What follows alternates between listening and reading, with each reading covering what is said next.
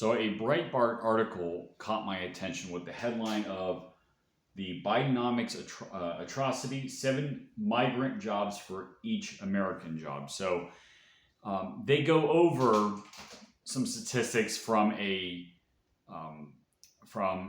independent research center.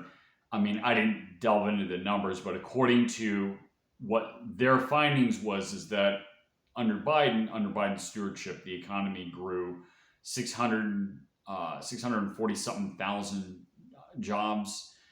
But for migrants, it was 4.7 million jobs. So the reason for this, there's actually a couple of things going on. First of all, part of this is that the type of jobs that were created were very low-end type jobs to begin with. So it was easier for migrants to fill those positions. But because of the policies, and this also filters down to your corporations, because a lot of these corporations are tied in with our government, that's what we call the deep state, hired a lot of migrants because they could do it at much cheaper costs. They can more easily control these people. These migrants are coming from countries that are not accustomed to freedom. These migrants are not accustomed to freedom because of the countries they came from.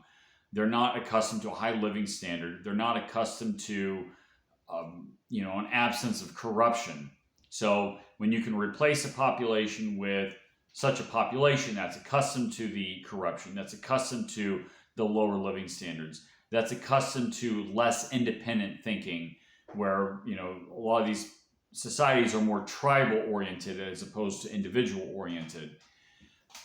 You can see why the ruling elite prefer these people. You can see why they had their priorities on taking care of the migrants, giving thousands of dollars to each illegal migrant, and then not giving the hurricane victims of Helene in North Carolina anything, or the victims of Hawaii, or the victims in East Palestine in Ohio, or in Palisades, California.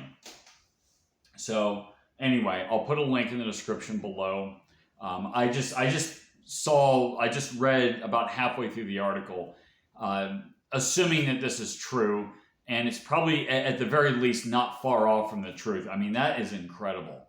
Can you imagine, creating a system that benefits people who come to this country illegally that much more than the citizens of the country?